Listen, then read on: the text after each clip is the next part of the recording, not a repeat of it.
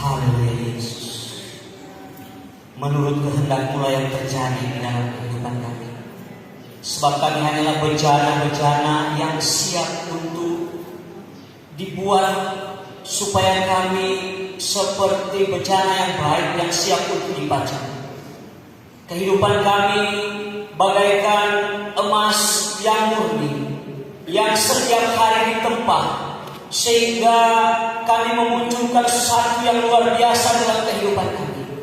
Kami bersyukur Bapa, kalau siang hari ini kami tetap merasakan kebaikan Tuhan. Kami tetap merasakan anugerah Tuhan yang dinyatakan di tengah-tengah kehidupan kami. Kami percaya semua karena anugerah-Mu, semua karena belas kasihan Tuhan. Sebab itu kami sangat bersukacita pada siang hari ini. Bapa, kami akan lebih dalam bersama dengan Engkau. Kami akan mendengarkan kebenaran firman-Mu.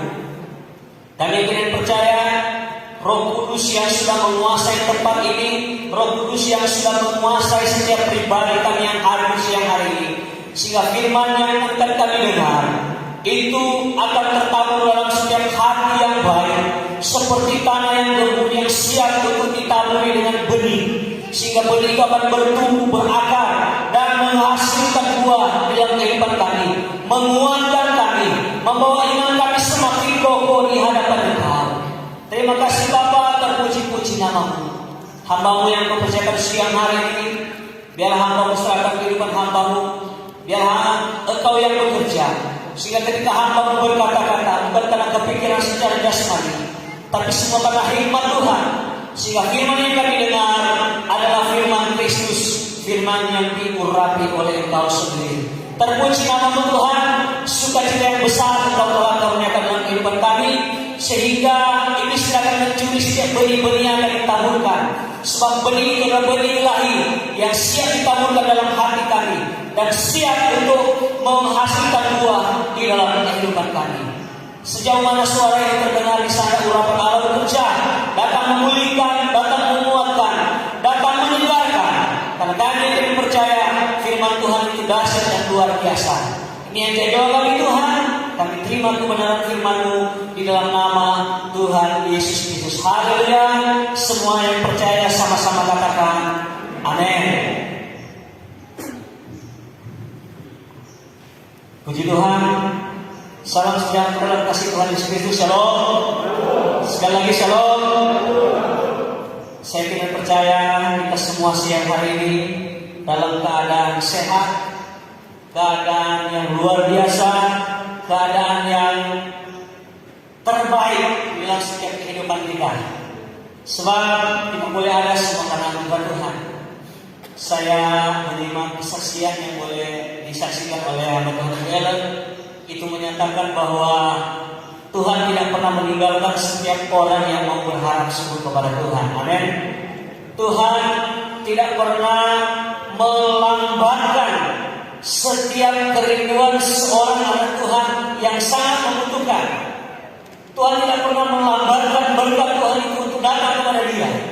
Dan itu yang terjadi bagi hamba Tuhan Ibu Ellen, di mana beberapa hari yang lalu dia boleh masuk dalam penanganan medis, masuk meja operasi.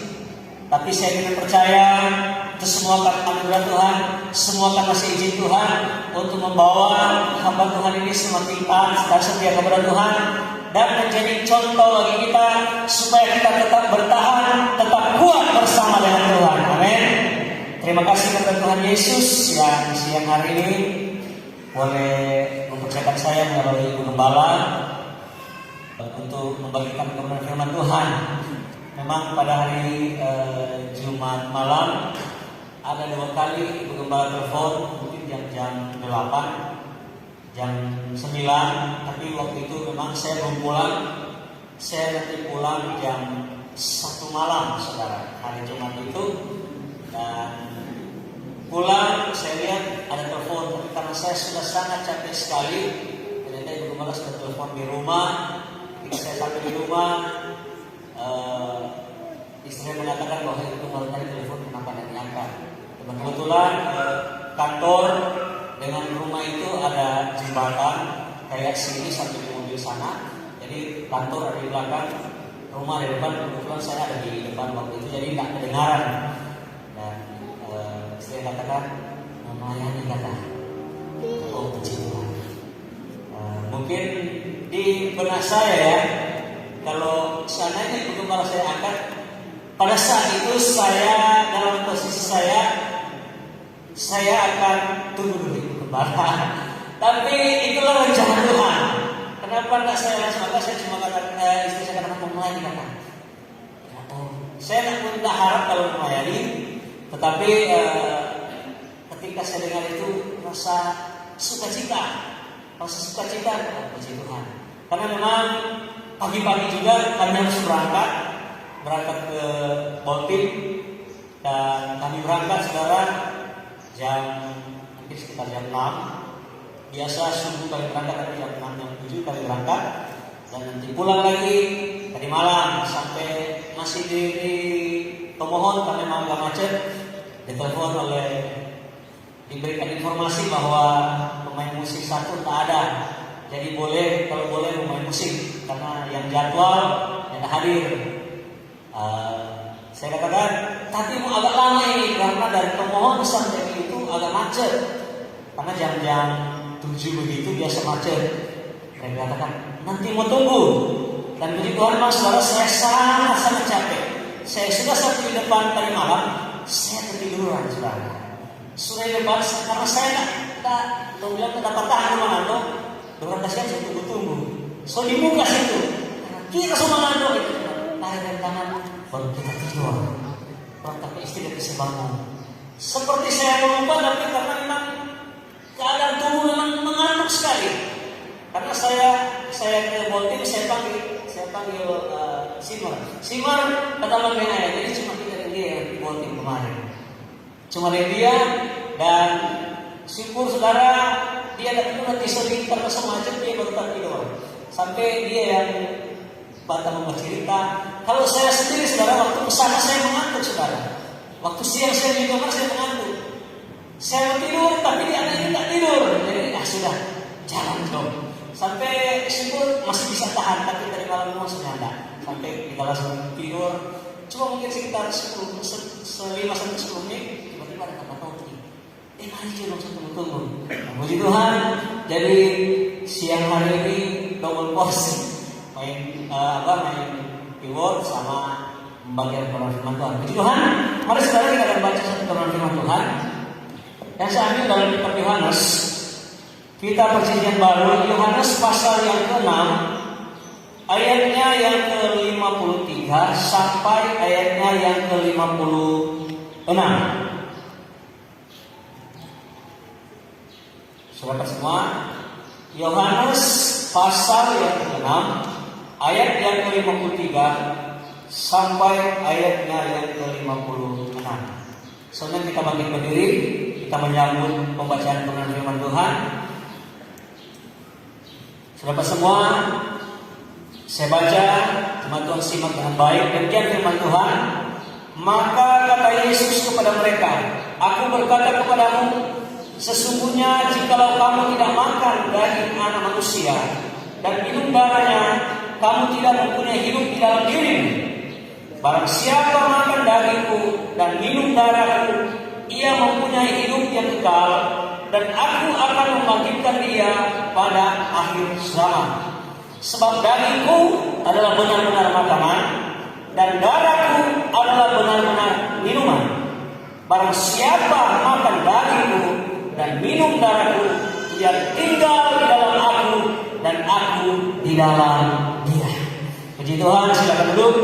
Satu bagian firman Tuhan yang boleh kita renungkan pada siang hari ini. Kita sering kali dengar ketika setiap awal bulan minggu pertama kita melakukan perjamuan asa yang kudus. Seringkali ayat ini yang sering dibacakan. Tapi siang hari ini kita akan belajar satu rahasia kebenaran firman Tuhan yang boleh menguatkan kita.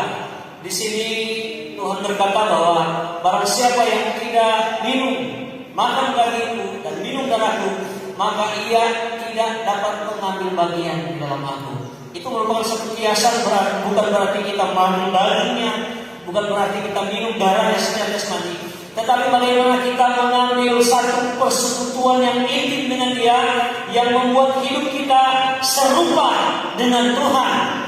Di dalam apa? Serupa di dalam penderitaan, serupa di dalam cobaan, serupa di dalam segala sesuatu yang telah Tuhan Yesus alami. Dan itu Dia rindukan dalam setiap pribadi kita untuk menjadi anak-anak Tuhan yang siap menghadapi kedatangan Tuhan. Untuk menjadi anak-anak Tuhan yang kuat, harus mengambil bagian di dalam persekutuan, yaitu minum darah dan makan daging. Tapi siang hari ini kita belajar bersama satu firman Tuhan, satu kata saja, satu kata, yaitu di sini dikatakan, barang siapa makan dagingku dan minum darahku. Kita akan belajar tentang darah. Apa itu darah? Dari kecil kita sering dengar, apalagi orang-orang yang sudah masuk dalam kebenaran firman Tuhan, full gospel. Ketika orang cuma kasihkan bisa dibilang darah Yesus. Oh, tak kaget darah Yesus. Ketika hamba-hamba Tuhan pergi berdoa, doakan orang sakit, mereka berkata, di dalam nama Yesus sakit keluar, darah Yesus yang berkuasa. Darah itu yang akan kita pelajari pada siang hari ini. Kalau Alkitab dalam perjanjian lama dia berkata bahwa di dalam darah itu ada nyawa. Makanya setiap orang percaya kepada Tuhan itu tidak dianjurkan, bahkan dilarang oleh firman Tuhan untuk makan darah. Saudaraku, kalau di daerah Minasa sana, kalau orang mau potong bahan, potong bahan, langsung bersih, supaya dapat yang gagah, angin kan kasih gosok di kulit. Bahkan langsung potong gosok. Bahkan ada makanan yang belum dikasih campur. Apalagi ada makanan yang kita paling suka itu dia nama bahasa Minasa dia bilang ipus. Itu kentang campur laksa, campur daging atau tawa, kok isi di bulu. Dia bilang ipus. Dia sama nasi jahe. Ada yang pakai, ada yang pakai darah, ada yang pakai darah. Tapi kalau orang rata-rata mau ke Minasa, rata-rata itu dicampur dengan darah. Bahkan sampai RW pun dulu yang keselakat itu campur darah. Tapi kita dianjurkan untuk itu. Siang hari kita akan belajar bagaimana itu darah Yesus, kuasa darah Yesus dalam setiap pribadi kita. Kuasa darah Yesus telah dinyatakan di dalam kita yang percaya katakan amin. Siapa yang merasakan bahwa kuasa darah Yesus sudah dialami, sudah teralami dalam pribadinya, katakan amin. Haleluya. Darah Yesus itu sangat luar biasa, saudara. Kenapa seringkali orang banyak mengatakan hamba betul berkata bahwa darah Yesus berkuasa? Karena darah Yesus itu adalah satu ikatan kita dengan Tuhan. Ketika bangsa Israel mau mempersembahkan korban untuk supaya mereka bisa dilayakkan, mereka harus apa? Persembahkan binatang. Kenapa Habel persembahannya diterima, Kain persembahannya tidak diterima? Karena yang Tuhan rindukan itu adalah satu gambaran ke depan bahwa ada sesuatu yang akan dikorbankan. Kalau dikatakan ini Habel mempersembahkan yang terbaik dari temannya, dari ternaknya, ini Kain mempersembahkan yang terbaik, sama-sama yang terbaik dari hasil tanahnya, dari hasil kebunnya. Tetapi persembahan yang diterima oleh Tuhan adalah apa? Persembahan Kain. Persembahan Habel, bukan Kain. Kain dia mempersembahkan hasil yang terbaik, buah surut yang terbaik, lalu durian yang basah-basah. Kalau buah-buah yang terbaik dia persembahkan. Habel yang mempersembahkan itu lembu atau kambing atau domba yang tamunya memang siap untuk persembahkan, sama-sama yang terbaik. Tetapi yang diterima oleh Tuhan ada apa? Adalah persembahan dari Habel. Karena persembahan dari Habel mengandung darah. Ada pengorbanan. Itu melambangkan bagaimana pengorbanan Kristus yang akan terjadi. Itu rencana Tuhan yang berlaku untuk umat manusia jangka panjang ketika mulai dari Adam dan Hawa.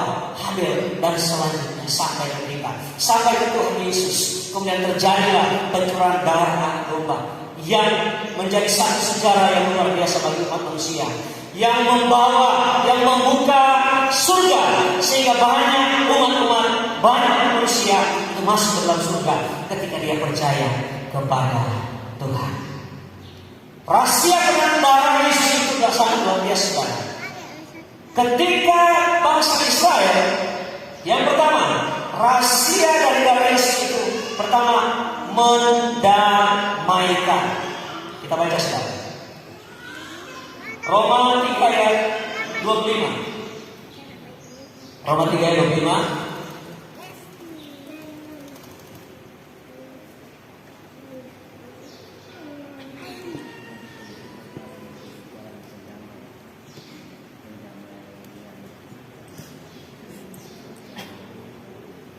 Kristus Yesus telah ditentukan Allah untuk menjadi jalan perdamaian karena iman di dalam darahnya. Hal ini dibuatnya untuk menunjukkan keadilannya karena ia telah membiarkan dosa-dosa yang telah terjadi dahulu pada masa kesabarannya. Orang yang telah hidup di dalam dosa, ketika darah Yesus tercurah, terjadi apa? Pendamaian. Kita didamaikan dengan Tuhan. Yang dulu kita adalah seteru Allah, yang dulu kita adalah musuh Allah, sekarang kita ada hubungan yang baik dengan Tuhan, diperdamaikan dengan Tuhan karena darah Yesus. Bukan dengan apa-apa kita diperdamaikan dengan Tuhan, bukan karena perbuatan baik kita, bukan karena kita setia beribadah, tapi karena ada pengorbanan dari Yesus sehingga kita diperdamaikan dengan Tuhan. Amin. Hal yang pertama, rahasia yang pertama, bagaimana kuasa dari Yesus dalam setiap pribadi kita, yaitu mendamaikan. Artinya membuka kembali hubungan kita dengan Tuhan. Kadang-kadang ketika kita telah jatuh dalam dosa, kita tidak langsung berdamai dengan Tuhan, sehingga terjadi sesuatu membawa kita semakin terpuruk. Tetapi ketika kita sadar darah Yesus sudah tercurah untuk mendamaikan kita dengan Tuhan, maka kita buka hati kita membiarkan darah Yesus itu masuk. Tidak bisa dilihat dengan mata, tapi kita bisa rasakan bagaimana darah Yesus tercurah, Roh Kudus itu mengalir dalam kehidupan kita, membuat pribadi kita, membuat roh kita, membuat jiwa kita seperti rasa damai, membuat roh kita, jiwa kita, tubuh kita ada rasa penundukan diri untuk kita menghargai Tuhan. Sehingga ketika ada rasa penundukan diri dalam pribadi kita, maka pendamaian itu terjadi. Kita berdamai dengan Tuhan. Kita ada keberanian. Ada juga firman Tuhan berkata bahwa karena dari Yesus kita memperoleh keberanian itu untuk masuk. Ada satu ayat saya lupa, tapi ada yang berkata, karena dari Yesus kita memperoleh keberanian untuk masuk lebih dalam bersama dengan Tuhan. Karena apa? Karena kita sudah didamaikan oleh darah Yesus. Jadi darah Yesus adalah satu-satunya sumber, satu-satunya unsur untuk perdamaian. Kalau perang Rusia Ukraina, banyak sekali orang yang ingin menjadi juru damai, dari NATO, dari mana untuk menjadi juru damai. Tetapi sampai sekarang tidak ada kata sepakat karena perang. Tetapi kita dengan Tuhan, juru damai adalah Yesus Kristus melalui darah Yesus. Kata firman Tuhan, Yesus Kristus, Yesus telah ditentukan Allah menjadi jalan perdamaian karena iman dalam darah. Itu yang pertama. Yang kedua, kita lanjut.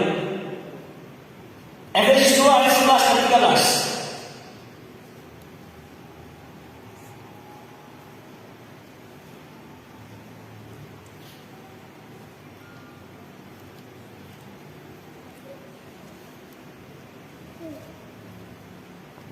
Efesus 2 ayat 11 sampai 13. Demikian firman Tuhan.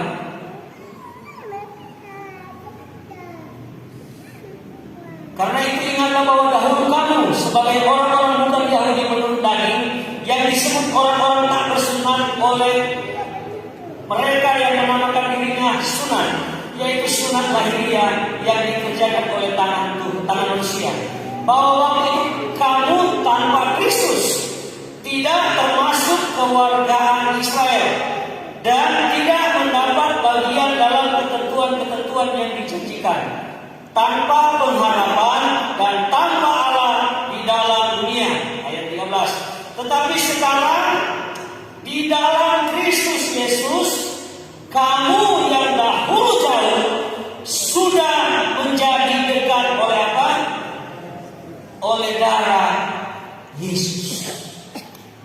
Mereka mempersoalkan tentang sunat dan tidak sunat. Mereka mempersoalkan tentang siapa yang wajar untuk menjadi warga Israel dan bukan warga Israel. Orang Ibrani atau orang Yahudi, atau bukan orang Yahudi. Seperti kita yang bukan warga Israel secara jasmani, tetapi jadi dekat, kata firman Tuhan. Yang dulu orang tidak masuk dalam bilangan keselamatan, yang dulu kita tidak masuk di dalam rencana keselamatan Tuhan. Tapi karena dari Yesus, kita yang orang-orang jauh, kata firman Tuhan, kita menjadi dekat. Saya coba, karena di situ ada tanda kutip jauh dan dekat. Saya coba cari di kata asli Alkitab, dan itu tetap tidak ada spesifikasinya. Artinya itu hanya mengatakan bahwa jauh itu artinya orang yang bukan keturunan Israel, dan dekat Israel. Sehingga kadang-kadang kita sering mendengar setiap hidup kita dikatakan bahwa kita adalah orang-orang Israel rohani. Kita adalah seperti pokok anggur yang ditempelkan. Sebenarnya orang bukan anggur, tetapi orang dicangkokkan menjadi anggur. Jadi dekat, bukan jauh. Sehingga ketika kita memanggil Tuhan, bukan lagi ada satu istilah. Kalau kata bukan mendiskriminasi tidak. Kalau kata dari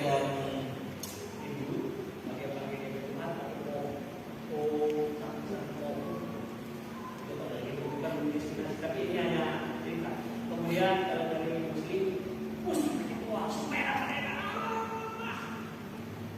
Tapi kalau Torah, Iman bilang masuk di dalam kamar, cip itu dan panggil Bapa. Bukan lagi jauh, tetapi sangat dekat. Kadang-kadang kita memanggil Tuhan seperti ada jarak.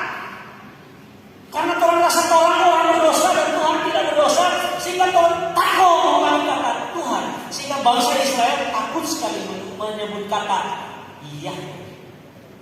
Karena setujuan. Sehingga ketika Tuhan datang, Tuhan menginstruksikan bahwa hubungan kita dengan Tuhan seperti seorang Abah. Ketika Tuhan Yesus mati di kayu salib, dia katakan, ya Abah, ya Bapa. Ada hubungan, kita menjadi dekat dengan Tuhan.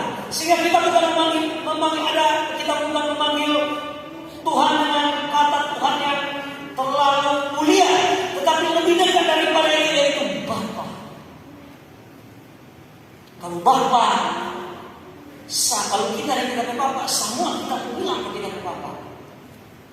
Tapi kadang-kadang kalau orang dengan sesuatu yang lebih mulia, Yohanes yang paling honor, paling mulia, contohnya kepada raja, kepada pimpinan, kadang-kadang kita tidak pernah terbuka. Kita sedang, kita hargai, kita tunduk kepada dia, tapi kita tidak pernah terbuka. Tetapi ketika kita dengan Bapa kita, ayah kita, secara jasmani, kita akan terbuka. Sekalipun ada saja beberapa orang yang tidak pernah terbuka terhadap orang tuanya. Itu membuat kita supaya hubungan kita dengan Tuhan bukan lagi jauh, tetapi menjadi dekat. Karena apa? Karena dari Yesus. Tetapi sekarang dalam Kristus Yesus kamu yang dahulu jauh sudah menjadi oleh darah Kristus. Di bahasa Alkitab dia cuma bilang dekat, dekat. Aslinya dekat, jauh, far, dekat, naik. Jadi tidak ada kata spesifik. Beda kalau saya seringkali ingin sekali menelusuri kata-kata asli arti sebenarnya, dan ini tanda kutip, tapi hanya menegaskan bahwa jauh dan dekat kita sekarang adalah orang yang dekat dengan Tuhan, bukan lagi orang yang jauh dengan Tuhan. Amin. Itu yang kedua. Yang ketiga dalam Efesus 1 ayat 7. Rahasia darah Yesus di dalam setiap kehidupan kita. Efesus 1 ayat 7 demikian firman Tuhan.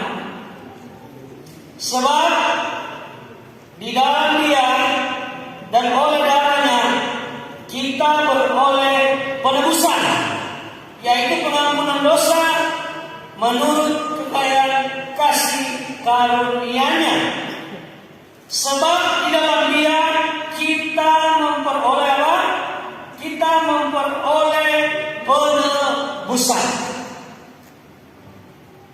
Ketika darah Yesus itu tercurah, maka kita yang dulu hidup di dalam dosa, hidup dikuasai oleh nafsu, hidup dikuasai iblis, menjadi warga kerajaan neraka, menjadi bawahan iblis, bawahan Lucifer. Karena dia rindu supaya dia diselamatkan, maka dia tebus satu-satunya jalan untuk menebus setiap umat manusia untuk diselamatkan adalah dengan mencurahkan darah. Dengan pengorbanan yang ada pencurahan darah, dan itu terjadi di kayu salib, saudara. Karena darah Yesus, kalau darah Yesus tidak tercurah di kayu salib, tidak tahu apa menjadi. Tetapi karena darah Yesus tercurah di kayu salib, sehingga menurut medis Yesus itu meninggal bukan karena dia dipukul, tapi dia meninggal karena kehabisan darah. Darah itu terus berceceran. Karena orang kalau mau dipaku itu dia akan mau mati, kecuali habis darah, kecuali dia ditusuk langsung di jantung, dia mati. Bukan karena kehabisan darah.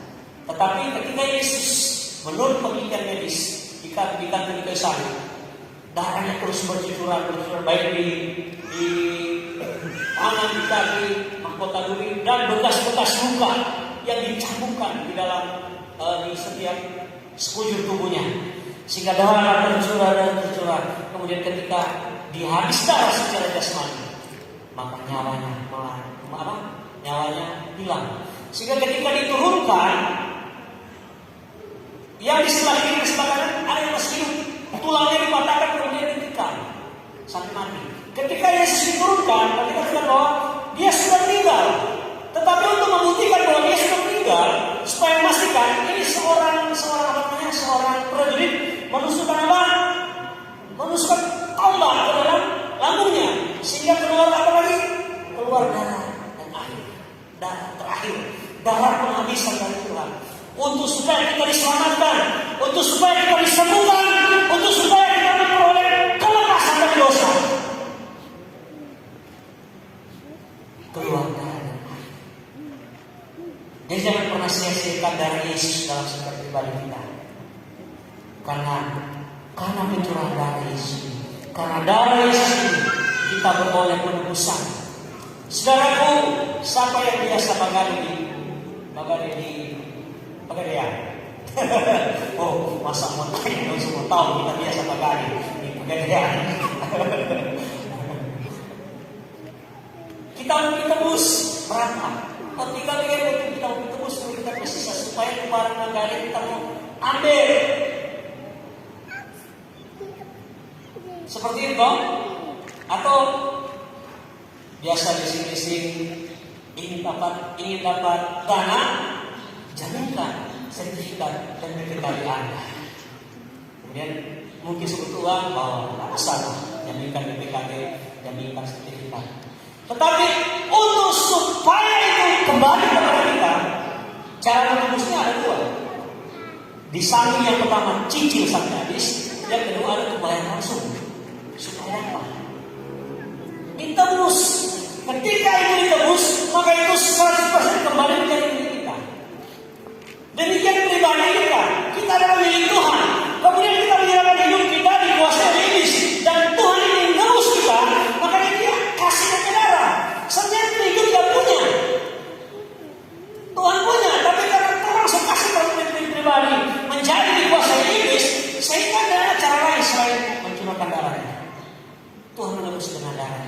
Tuhan menebus dengan mengorbankan dirinya. Yesus menebus dengan mengorbankan dirinya supaya setiap orang yang percaya kepadanya tidak binasa, melainkan beroleh hidup yang kekal. Katakan amin. Haleluya. Saya sudah ditebus dengan darah Yesus. Saya sudah beroleh pengampunan dengan darah Yesus. Karena apa? Karena cinta dan kasih Tuhan kepada setiap umat manusia, pribadi saya. Dan saya dengan percaya itu juga terjadi kepada setiap umat Tuhan yang hari siang hari ini. Bangsa Israel, saudara, dulu ketika mereka ingin mengadakan perdamaian dengan Tuhan, mereka nyala langsung, sekalipun saya orang banyak ternak, sekalipun banyak ternak yang siap untuk disembelih, untuk dikorbankan. Tetapi saya bukan seorang suku Lewi, tidak bisa mempersembahkan. Sehingga caranya bawa ke bait Allah, bawa ke kemah Musa. Kalau bangsa Israel zaman Salomo bawa ke bait Allah, tapi sebelum zaman Salomo masih dijalin kemah, maksudnya kemah Musa. Sehingga orang Israel datang membawa, kemudian untuk memperdamaikan, menebus setiap tahun satu kali imam besar masuk untuk memperdamaikan bangsa Israel, untuk meminta pengampunan dosa kepada bangsa Israel supaya mata Tuhan tetap ada, tetap tertuju kepada bangsa Israel. Masuk, dipersembahkan, potong, kemudian ambil darah yang dikasih di satu tempat. Ketika memercikan, kalau di Petrologis ini imam besar masuk dalam ruangan kudus, lanjut masuk ke ruangan Maha Kudus, kemudian diambil darah, kemudian dipercikan di tanah. Ketika dia keluar, ketika ada awan kemudian muncul, berarti persembahan itu diterima oleh Tuhan. Tetapi ketika tidak ada awan kemudian muncul, berarti persembahan itu tidak diterima oleh Tuhan. Penebusan.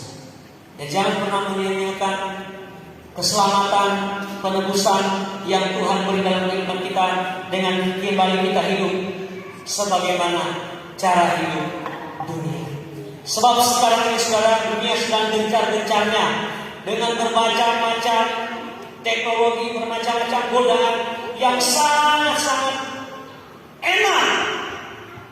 Tapi sebenarnya membawa setiap orang percaya untuk luntur imannya, membawa setiap orang percaya untuk lambat laun, melepaskan imannya, melepaskan pegangannya kepada Tuhan, melepaskan, mengendorkan pengharapannya kepada Tuhan. Cuma dengan pengaruh-pengaruh dunia. Dan banyak yang terjadi, sudah saya menjelaskan, banyak yang terjadi hal seperti itu. Kita lanjut, Roma 5 ayat 9, rasul yang keempat. Selain kita ditebus, kita didamaikan, kita dibebaskan. Roma 5 ayat 9 berkata,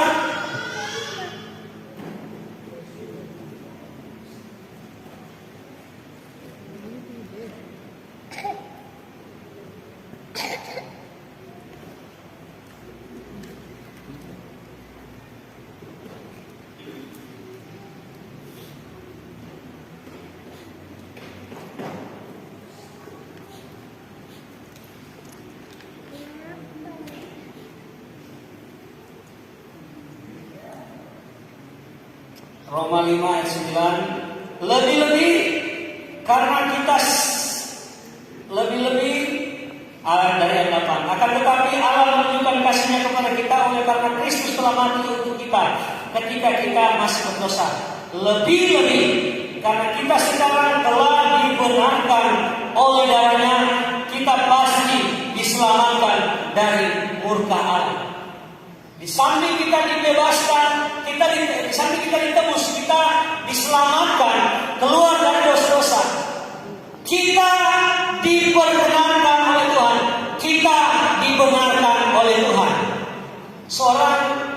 Seseorang ketika dia mengalami masalah, yang berhak mengatakan benar dan salah itu hanya hakim. Ketika bermasalah dengan hukum, yang berhak untuk menyatakan kamu benar, kamu bersalah, hanya hakim yang telah dipercayakan. Selain itu, entah itu benar, entah itu salah, tapi hanya satu yang bisa mengatakan kamu benar, kamu salah, hanya Dan satu-satunya yang mampu membenarkan kita, yaitu Tuhan Yesus. Karena darahnya, karena tumpahan darahnya, kata firman Tuhan. Ayat yang ke-9. Lebih-lebih karena kita sekarang telah dibenarkan oleh darahnya. Ketika malaikat kematian masuk di dalam perkemahan orang Israel yang waktu itu hidup di dalam penjajahan di tanah Mesir, Tuhan berkata melalui Musa, mari, kalau Moses kata ke orang Israel, kalau ada tanda darah di muka jenang-jenang pintu jendela, berarti dia itu orang Israel. Dan semua orang Israel harus melakukan itu. Lewat dari itu, tidak memakai darah, tanda darah di jenang-jenang pintu. Taruhlah di ventilasi atau di kusen pintu atau di pintu, di jendela. Maka malaikat itu akan masuk ketika dia tidak memakai tanda menggosokkan darah. Malaikat dia orang benar, dia orang Israel. Ketika cuma dengan tanda itu, dengan sign itu dia, kita dibenarkan sekarang. Dulu alamat murka dalam kehidupan kita, alamat kemurkaan sementara mengarah ke kita. Tetapi ketika karena darah Yesus sudah dalam kehidupan kita, maka murka itu menghindar dalam setiap kehidupan kita. Katakan amin. Ketika ada darah Yesus terletak dalam hidup kita, mungkin sementara kita dalam perjalanan ini sudah merancangkan kecelakaan dalam setiap kehidupan kita. Tapi ketika ada darah Yesus, maka kecelakaan itu menghindar dalam kehidupan kita. Katakan amin. Mungkin keberangkutan sementara mengarah ke kita, tetapi karena ada darah Yesus, keberangkutan itu hilang. Mungkin depresi itu sementara mengharap karena keadaan dunia tekanan-tekanan yang berat, tetapi karena darah Yesus, depresi itu hilang, menyingkir dalam kehidupan kita. Karena apa? Karena ada tanda kebenaran. Amin. Karena ada tanda kebenaran. Mungkin sakit penyakit itu sementara mengarah ke kita, baik sakit penyakit sampar ataupun kematian sekalipun, seperti bangsa Israel di sana Mesir. Tetapi karena tanda darah, maka malaikat kematian itu apa? Merubah. Dulu mau pilih masuk tak jadi, dia lewat. Maka apapun yang dirancangkan di situ lewat dalam kehidupan kita. Mari sama-sama katakan, sama-sama katakan dengan saya. Karena darah Yesus, rancangan iblis lewat dalam kehidupan saya. 1, 2, 3. Karena darah Yesus, rancangan iblis lewat dalam kehidupan kita. Sekali lagi, karena darah Yesus, rancangan iblis lewat dalam kehidupan kita. Haleluya, kita berdoa baik Tuhan. Percaya, kita sudah ada darah Yesus. Makanya setiap kali kita berdoa, Tuhan, biarlah perlindungan darah Yesus mengalir, menutup bungkus kehidupan kita. Mungkin itu cuma kata-kata semata, mungkin itu cuma kata-kata biasa, tetapi sesungguhnya itu bekerja di dalam roh. Amin. Mungkin yang bangsa Israel waktu itu taruh di pintu jenang-jenang cuma darah biasa, darah domba biasa, tetapi darah domba yang biasa itu membawa bangsa Israel selamat dari malaikat maut. Karena apa? Kita dibenarkan. Kita dianggap Tuhan benar. Sekalipun iblis menuduh kita, Tuhan tidak nyangka benar dia. Sekalipun Tuhan seperti Ayub ketika ini dia menghadap ke Tuhan yang membagi iblis mau itu Pak Ayub. Oh, dia orang benar, Tuhan yang akui dia. Oke, boleh, tapi jangan ambil nyawanya. Silakan engkau, saya luaskan engkau bekerja, tapi jangan ambil nyawanya. Tapi Ayub tetap bertahan karena dia tahu darah Yesus itu, darah perlindungan Tuhan itu, keperkenanannya Tuhan itu ada dalam setiap kehidupan kita. Amin. Makanya ketika seseorang ketika dia keluar dari air baptisan, itu baru dikatakan anak. Semua hubungan mereka. Kemudian ada seorang berkata bahwa inilah anakku yang kukasihi, kepadanya aku berkenan. Haleluya. Ada satu saya lihat cerita film di video tentang itu atau ada seorang ibu, dia seorang yang bekerja di White House. White House itu seperti di sini istana presiden di istana negara. Nah, kemudian ada seorang sama-sama masuk. Seseorang itu dia pakai mungkin seperti pembersih ya cleaning service lah. Jadi kalau cleaning service terus tahu tuh profesi apa? Banyak orang yang mau jadi cleaning service, gengsi. Dia masuk sama-sama. Seorang kolonel datang, perempuan seorang kolonel dia pakai baju, pakai jas. Yang seorang pakai celana pendek, pakai baju cleaning service, sama-sama masuk. Ini dari kolonel dia apa? Dia itu. Kamu mau kemana? Kamu ke dalam. Saya juga ke dalam. Ketika masuk di pintu pertama, siang kolonel dia tunjuk bahwa dihormati. Dia masuk. Ketika masuk di pintu, masuk di ruangan dalam, tiba-tiba petugas di dalam katakan, Bu, kolonel, Anda sedang ditunggu di ruang rapat. Nah, ibu ini datang. Biarkan aku sangat dibutuhkan di ruang rapat. Tiba-tiba kepala pasukan keamanan di situ dia berkata bahwa, Pak, Anda ditunggu di ruang oval oleh presiden. Ternyata tidak pakai seragam apa? Pertama dengan presiden pada pernikahan pendek, Anda ditunggu di ruang oval presiden. Perkenalan orang yang sangat dekat. Satu bangga dengan doa dia bekerja di White House, tapi tidak sembarang ketemu dengan presiden. Ternyata dia cuma pakai baju biasa, dia presiden ada tunggu.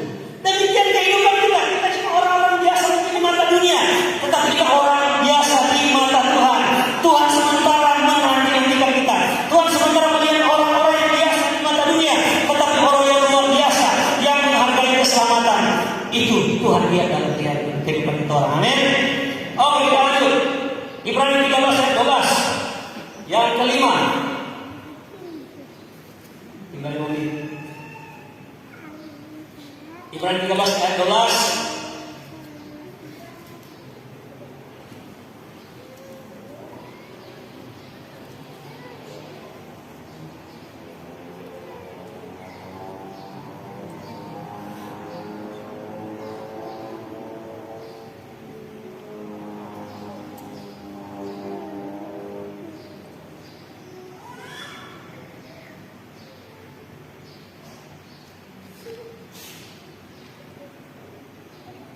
Itu juga sebabnya Ibrani 13:12. Itu juga sebabnya Yesus telah kita ini tercakar-akar menderita ya. Itu juga sebabnya Yesus telah menderita di luar pintu gerbang untuk menguduskan umatnya dengan darahnya sendiri. Di samping kita dibenarkan, kita hidup dalam kebenaran. Tuhan membawa kita supaya bukan cuma di kebenaran, tapi di kekudusan. Dengan darah Yesus itu menguduskan kehidupan kita. Sebab kata firman Tuhan, orang yang melihat Tuhan adalah orang yang sempurna, orang yang kudus. Tanpa kekudusan, tak seorang pun melihat Tuhan. Jadi hidup kita karena darah Yesus dikuduskan oleh Tuhan. Dikuduskan. Memang kalau mau dikuduskan, dibenarkan, dilayakan, disempurnakan sama-sama itu. Sesatu rumpun itu dia. Supaya membuat orang hidup sempurna di mata Tuhan. Itulah kerinduan, itu rahasia. Salah satu rahasia dari darah Yesus. Dia menguduskan setiap kehidupan kita. Ketika kita mau datang beribadah, supaya kita bertemu muka dengan muka dengan Tuhan. Yang menjadi penghalang kita bukan apa-apa, tetapi setiap dosa dan kesalahan kita. Kata firman Tuhan, tangan Tuhan tidak pernah kurang panjang, tidak pernah kurang, telinga Tuhan tidak pernah kurang tajam, tangan Tuhan tidak pernah kurang panjang untuk menolong. Tapi yang menjadi apa? Penghalang kita adalah setiap dosa kita, setiap ketidaktaatan kita. Bagaimana setelah kita bertobat, ketaatan dosa-dosa itu sudah tidak ada, tetapi ada syarat, kekudusan itu juga harus ada. Dikuduskan, maka terbuka kembali Tuhan. Sehingga ketika seorang mau datang melayani, berdoa, kuduskan hati kami Tuhan, supaya kami bertemu dengan Engkau, supaya kami merasakan hadirat-Mu mengalir kehidupan kami. Demikian pun dengan pelayan-pelayan, Tuhan kuduskan kami Tuhan. Engkau Allah yang kudus, Engkau Allah yang sempurna. Hidup kami penuh dengan keterbatasan, hidup kami dengan dosa, penuh dengan dosa. Tuhan kuduskan kami, supaya kami layak melayani Tuhan. Karena apa? Karena darah Yesus. Kalau tidak ada darah Yesus, pengudusan itu tidak akan pernah terjadi dalam kehidupan kita. Kita lanjut lagi. 1 Petrus 2 ayat 24. Dan ini yang banyak terjadi dalam kehidupan kita.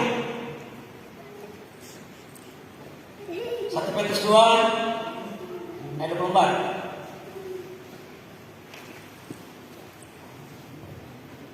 Ia sendiri telah memikul dosa kita di dalam tubuhnya di kayu salib, supaya kita yang telah mati karena dosa hidup oleh kebenaran.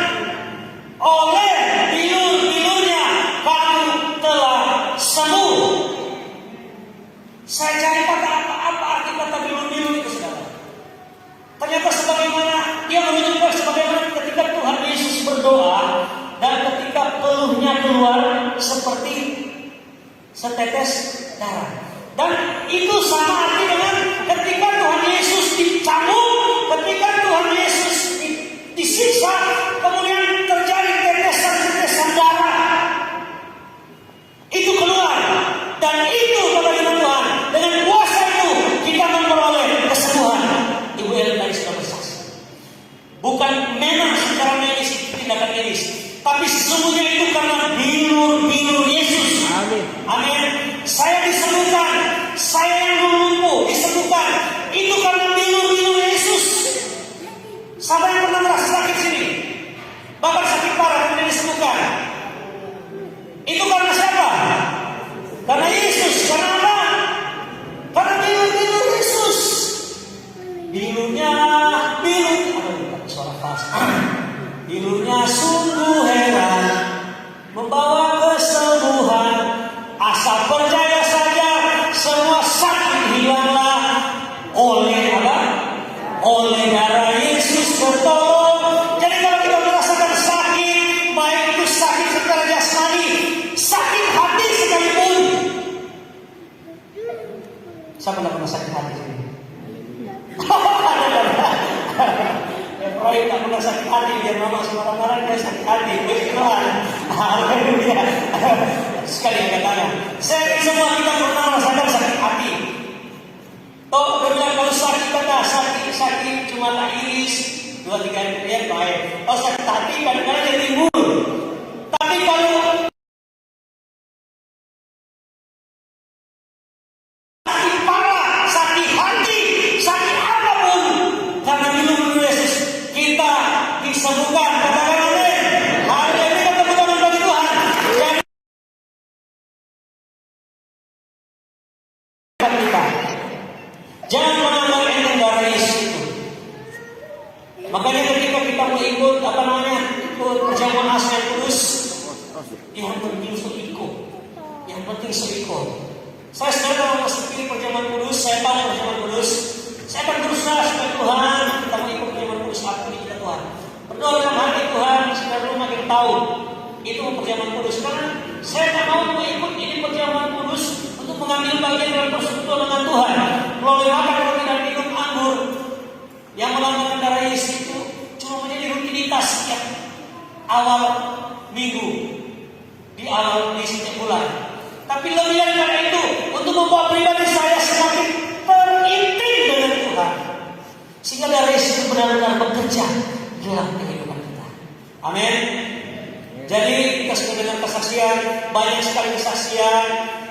Kita juga berdoa. Saya dapat informasi istri dari Ibu Eti,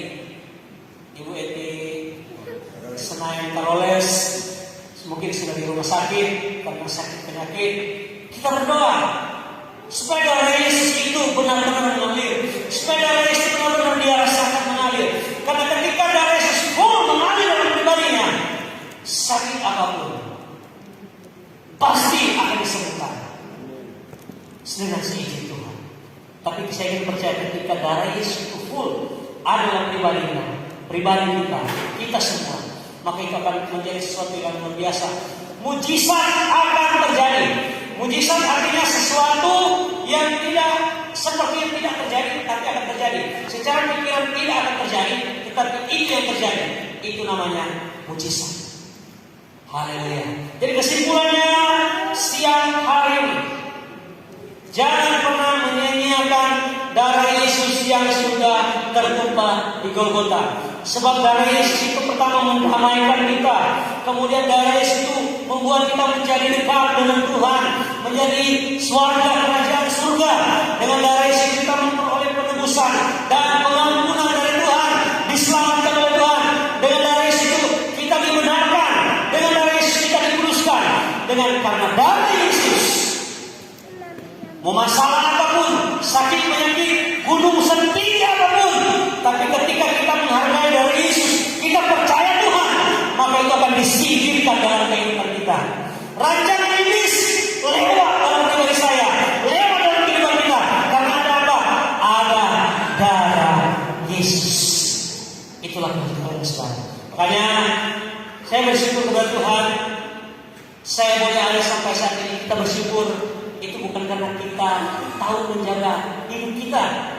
Itu karena kita tahu kita senantiasa makan banyak gula, karena kita ada indikasi ada gula tinggi, terusnya makan yang manis-manis, yang glukosa. Atau karena kita tahu kita ada indikasi darah tinggi, kita sering makan daging yang memicu darah tinggi. Bukan. Tapi lebih daripada itu, kita hidup, kita bernafas, kita kuat, semua karena anugerah Tuhan, semua karena ada perlindungan dari Yesus, semua karena darah Yesus yang tertumpah di Golgota. Dan inti dari semua itu, semua adalah pribadi Yesus yang adalah Tuhan yang menyelamatkan setiap kehidupan kita. Haleluya, katakan amin. Puji Tuhan saudara. Jadi yang kebenaran firman Tuhan siang hari ini, saya benar percaya firman Tuhan itu akan membuat kita semakin kuat di hadapan Tuhan, semakin menghargai pengorbanan Tuhan Yesus di kayu salib, dan membawa kita menjadi tunduk, menjadi hormat, taat kepada kebenaran firman Tuhan yang adalah Tuhan Yesus. Tuhan memberkati. Demikian firman Tuhan, dan shalom. Saya kembalikan kepada Ibu Gembala.